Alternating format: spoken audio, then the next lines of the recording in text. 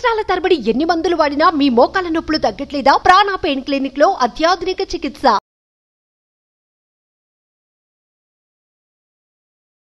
నమస్కారం, సుమన్ టీవీ ప్రేక్షకులకు స్వాగతం. ప్రస్తుతం మనతో పాటు ఉన్నారు శ్రీచక్ర పీఠ వ్యవస్థాపకులు, అలాగే ప్రముఖ జ్యోతిష్య పండితులు, మనందరికీ సుపరిచితులైనటువంటి డాక్టర్ ప్రదీప్ జోషి గారు మనతో పాటు ఉన్నారు. ఈ క్రోధినామ సంవత్సరం 27 నక్షత్రాల వారికి ఏ రకంగా ఉండబోతుంది ఏంటనే విషయాన్ని తెలియజేసేందుకు గురుగారు నమస్కారం. శ్రీమాత్రే నమః. మీ జన్మ నక్షత్రం ఇంపార్టెంట్. ఇప్పుడు నేను చెప్పేది ఏది జన్మ నక్షత్రం, నామ నక్షత్రము కాదు. నామ నక్షత్రం వేరు, జన్మ నక్షత్రం వేరు. నామ నక్షత్రానికి ఏ రాశి ఫలాలు గాని ఏ గోచార ఫలితాలు గాని వర్తించవు. పేరు పేరే, పేరులో కొంచెం బలం ఉండాలి, అంతకుమించి ఏం లేదు. అది న్యూమరాలజీ అనుకోండి. మిగతాదంతా కూడా ఇప్పుడు నేను చెప్పేటువంటి నక్షత్ర ఫలితాలు ఏవవుతున్నాయి నామ నక్షత్రాన్ని బట్టి, నేను చెప్పేటువంటి పరీక్ష ఏవైతే నక్షత్ర ఫలితాలు ఏవైతున్నాయో ఇవి జన్మ నక్షత్రం అయితే తెలుసుకోవాలి. మీ జన్మ నక్షత్రం మీకు తెలియదంటే నా వెబ్సైట్కి విజిట్ అవ్వండి. అక్కడ మీ date of birth, time, place అన్ని కూడా ఎంటర్ చేయండి. మీకు మీ యొక్క జాతకం మీకు ఈమెయిల్లో PDF రూపంలో వస్తుంది. ఇది 500 పేజీలకు పైగా వస్తుంది. డే టు డే రిపోర్ట్ తో సహా వస్తుంది. అంటే ఈ రోజు ఏం జరగబోతుంది, రేపు ఏం జరగబోతుంది అనేది సూచన ప్రాయంగా డే టు డే రిపోర్ట్ తో సహా వస్తుంది. సో అది మీరు స్వీకరించవచ్చు. మీ జన్మ నక్షత్రం అక్కడి నుంచి తెలుసుకోండి. పేర్లను బట్టి ఇప్పుడు శ్రీనివాస్ అని పేరు ఉంటుంది, అందరు తులారాశి అని చెప్పేస్తారు. కాదు. ఇప్పుడు వెంకటేష్ అంటారు, వేవో కాకి మృగశిర నక్షత్రము అంటే ఇది మిథున రాశి అని చెప్పేస్తారు. కాదు. సో ఇలా పేరును బట్టి మీరు రాశులు చెప్పుకోకండి, నక్షత్రాలు చెప్పుకోకండి, దాని ఫలితాలు ఉండవు. సో ఇప్పుడు ఈ సంవత్సరము క్రోధినామ సంవత్సరంలో ఒక్కొక్క నక్షత్రం వారికి ఎలా ఫలితాలు ఉన్నాయో చెప్తాను. అందరూ జాగ్రత్తగా వినండి. మీ జన్మ నక్షత్రాన్ని బట్టి మీరు నోట్స్ రాసుకోండి. గురుగారు, ఈ క్రోధినామ సంవత్సరంలో పుబ్బా నక్షత్రం వారికి ఏ రకంగా ఉండిపోతుంది ఏంటనే విషయం తెలియజేస్తారా? శ్రీ గురుభ్యో నమః. శ్రీమాత్రే నమః. అచింత్య వ్యక్తరూపాయ నిర్గుణాయ గుణాత్మనే సమస్త జగదాధారమూర్తయే బ్రహ్మణే నమః.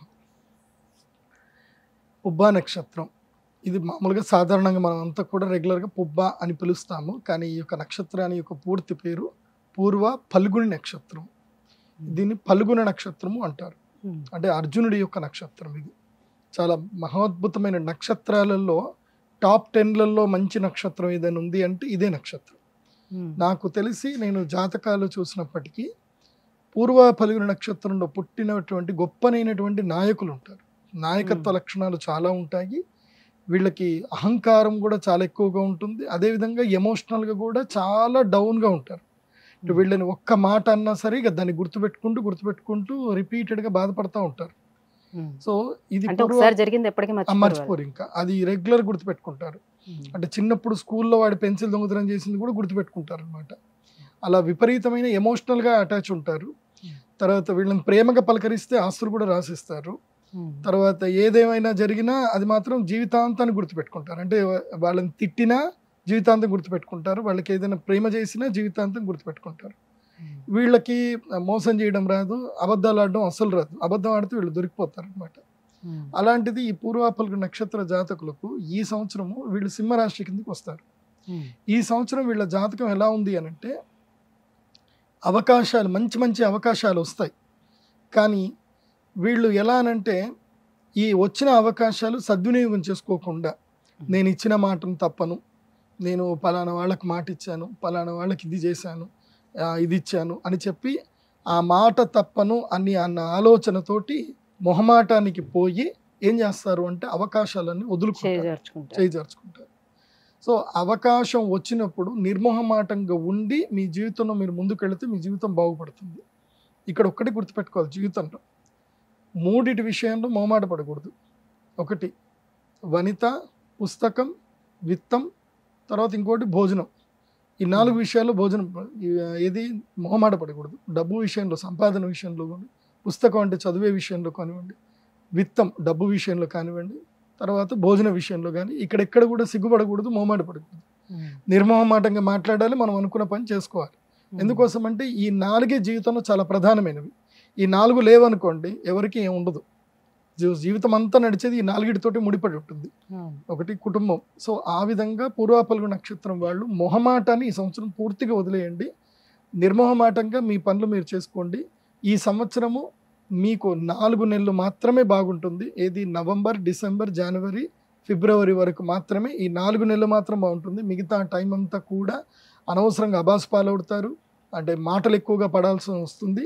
సో ఈ సంవత్సరం ధన వ్యయం ఎక్కువగా ఉంటుంది, ఖర్చులు విపరీతంగా ఉంటాయి, డబ్బు నిలకడగా ఉండదు, అప్పులు చేయాల్సిన పరిస్థితి ఏర్పడుతుంది. సో కొంచెం ఫినాన్షియల్ ప్లాన్ చేసుకోండి. అయినా సరే నేను నా యొక్క జ్యోతిష్ శాస్త్రం ఎక్స్పీరియన్స్ నేను తెలుసుకుంది ఏంటంటే, ఏది ఎలా జరగాలో అలా జరిగితేనే జీవితం, అలా జరగకపోతే జీవితం కాదు అది. సో వచ్చిన దాన్ని మనం నేర్చుకుంటూ, గుణపాఠాలు నేర్చుకుంటూ, గుణపాలు దించుకుంటూ పోవాల్సిందే. మనకెవరైనా దించుతారు, సో భరించాలి, పోవాలి. సో ఈ సంవత్సరము పూర్వ ఫల్గుణ నక్షత్రం వారికి గుణపాఠాలు ఉంటాయి. సో గుణపాలు దించుతారు, జాగ్రత్తగా ఉండండి. గురుగారు, మరి వీళ్ళకి ఈ సంవత్సరం అంతా కూడా వాళ్ళ జీవితం సాఫీగా సాగాలి అని అంటే, అన్ని అడ్డంకులు తొలగిపోవాలంటే ఎటువంటి పరిహారాలను వాళ్ళు పాటించుకుంటే బాగుంటుంది? పరిహారాలు పూర్వ ఫల్గుణ నక్షత్ర జాతకులకు ఏంటంటే, ముఖ్యంగా మీరు ఈ ఎండాకాలము ఒక గొప్ప పని చేయండి. అది మీ వల్ల అయితే మంచిది, లేకపోతే లేదు, కానీ ఇది చేస్తే మంచిది. ఏంటంటే ఈ వచ్చేటువంటి మే మాసంలో, మే, జూన్, ఈ 2 నెలలు మీ ఇంట్లో ఒక చెట్లను పెంచండి. మినిమం ఒక 10 నుంచి ఒక 100 చెట్లైనా పెంచండి. అవి ఏవైనా సరే. ముఖ్యంగా మహావృక్షాలు అంటారు, రావి, మేడి, జువ్వి. రావి చెట్టు కానీ, మేడి చెట్టు కానీ, జువ్వి చెట్టు కానీ, మర్రి చెట్టు కానీ, లేదా మామిడి చెట్టు కానీ, ఈ 5 వృక్షాలు తప్పకుండా పెంచండి. లేదంటే ఈ 2 నెలల పాటులో ఎక్కడైనా నర్సరీలో చెప్పి ఆర్డర్ చెప్పండి, కొనండి. మినిమం ఒక 100 చెట్లు కొనండి. కొని ఏం చేయండి, ఎక్కడైనా అడవిలో కానీ, ఎక్కడైనా పొలాలలో కానీ, మీ ప్రదేశంలో కానీ ఈ యొక్క 100 వృక్షాలని నాటండి. ఎందుకంటే ఈ వృక్షాలు నాటడం వల్ల ఏం ప్రయోజనం ఉంటుంది అని అంటే, దాన్ని మన మాటల్లో కూడా చెప్పలేం. ఆ వృక్షం పెరిగిన తర్వాత ఎన్నో జీవరాశులకి అది ఇల్లుగా ఉపయోగపడుతుంది, మన ప్రకృతిని కూడా కాపాడుతుంది. కాబట్టి మనము ప్రకృతికి ఏదైనా చేస్తే, ప్రకృతి నుంచి మనకి ఏ విపత్తులు రావాలో, నేచర్ నుంచి, పంచభూతాల నుంచి ఏవైతే మనకి విపత్తులు వస్తాయో అవి రాకుండా ప్రకృతి ఆపుతుంది. కాబట్టి పూర్వ ఫల్గుణ నక్షత్ర జాతకులకు ప్రధానంగా ఏంటంటే, ఈ ప్రకృతి విపత్తుల నుంచి వీళ్ళు ఎదుర్కోవాలి అన్నా వీళ్ళు వృక్షాలను బాగా నాటాలి. అది కాకుండా విశేషంగా ఉజ్జయిని మహాకాళేశ్వరుడి యొక్క దర్శనం చేసుకోవాలి. అక్కడ ఘట్కాళి అమ్మవారి దేవస్థానం ఉంటుంది. ఆ అమ్మవారికి 108 ప్రదక్షిణలు చేయాలి. ఒకవేళ మీరు అంత దూరం వెళ్ళలేకపోయినా ఎక్కడైనా సరే శివలింగానికి ప్రదక్షిణ చేసుకుంటే మీకు మేలు జరుగుతుంది. గురుగారు, ఈ క్రోధినామ సంవత్సరం పుబ్బ నక్షత్రం వారికి ఎలా ఉండబోతుంది, ఎటువంటి పరిహారాన్ని పాటించుకోవాలనే విషయాన్ని తెలియజేసినందుకు ధన్యవాదాలండి. Thank you. సుమన్ టీవీలో మీ పర్సనల్ అండ్ బిజినెస్ ప్రమోషన్స్ కోసం కింది నెంబర్కి కాంటాక్ట్ చేయండి.